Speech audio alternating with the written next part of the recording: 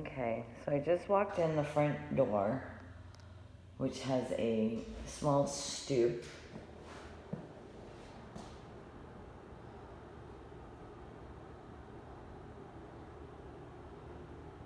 This is linoleum, and you have several spots all through the floors,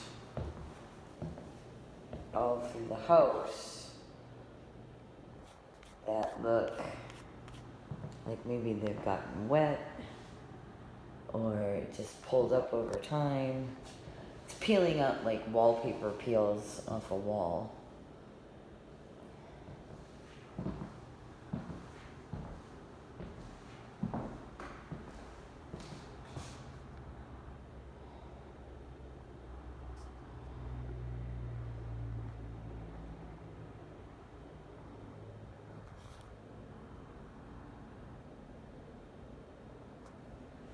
Sorry, my lighting is not real good because everything in here is gray and the camera's having trouble focusing.